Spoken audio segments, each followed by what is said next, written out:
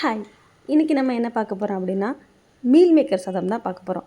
எப்போவுமே செஞ்சு போர் அடிச்சிருச்சா? ஸோ இந்த மீல் மேக்கரை செஞ்சு பாருங்கள், சூப்பராக இருக்கும். இதை பண்ணுறதுக்கு ஃபஸ்ட்டு ஸ்டவ் ஆன் பண்ணி கடாய் வச்சுக்கோங்க. கடாயில் தேவையான அளவு எண்ணெய் ஊற்றிக்கோங்க. எண்ணெய் சூடாகிற வரைக்கும் வெயிட் பண்ணிக்கோங்க. ஸோ எண்ணெய் சூடானதுக்கப்புறமா கொஞ்சமாக பெருஞ்சீரகம் அண்ட் கடுகு உளுந்தம் பருப்பு இது ரெண்டையும் போட்டு கருவேப்பிலையும் கூடவே போட்டு பொரிய விடுங்க.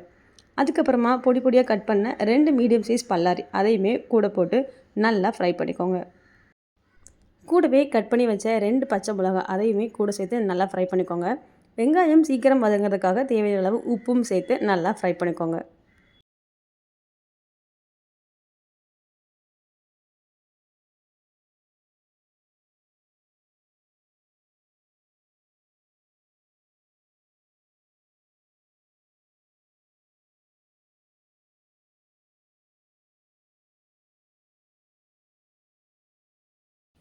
கூடவே 2 மீடியம் சைஸ் தக்காளியை கட் பண்ணி வச்சுருக்கேன், அதையும் சேர்த்து நல்லா ஃப்ரை பண்ணிக்கலாம்.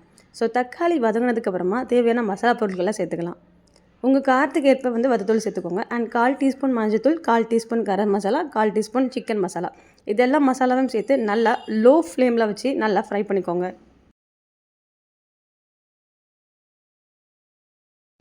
மசாலா நல்லா வதங்கினதுக்கப்புறமா நம்ம மீல் மேக்கரை கூட சேர்த்துக்கலாம். மீல் மேக்கரை நல்லா கொதிக்கிற தண்ணியில் உப்பு போட்டு ஒரு கொதி விட்டு இறக்கிட்டு அதுக்கப்புறமா ஒரு பச்சை தண்ணியில் போட்டு நல்லா தண்ணியே இல்லாமல் பிழிஞ்சு எடுத்துக்கோங்க. சில பேருக்கு மீல் மேக்கரோட ஸ்மெல் பிடிக்காது. அப்படின்றவங்களுக்கு நெய் ஊற்றி கொஞ்சமாக நீங்கள் ரோஸ்ட் பண்ணி எடுத்துகிட்டு அதுக்கப்புறமா நீங்கள் ஆட் பண்ணிங்கன்னா அந்த மீல் மேக்கரோட ஸ்மெல் நமக்கு வராது. மசாலாவும் மீல் மேக்கரும் ஒன்று செய்கிறதுக்காக கொஞ்சமாக தண்ணி விட்டு லைட்டாக கொதிக்க விட்டு எடுத்துக்கலாம்.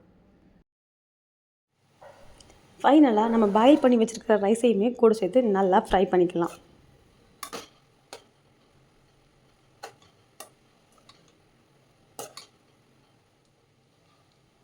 இப்போது மசாலாவும் ரைஸும் நல்லாவே ஒன்று சேர்ந்துருச்சுங்க.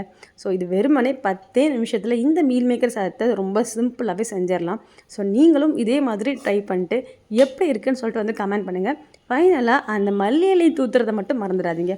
அதுதாங்க ஒரு பெரிய ஃபைனல் டச். ஸோ அதையுமே போட்டுட்டு நீங்கள் சர்வ் பண்ணிங்கன்னா இந்த மீல் மேக்கர் சாதத்தை சாப்பிடாதவங்க யாருமே இருக்க மாட்டாங்க. உடனே இந்த மீல் மேக்கர் சாதத்தை செஞ்சு பாருங்கள்.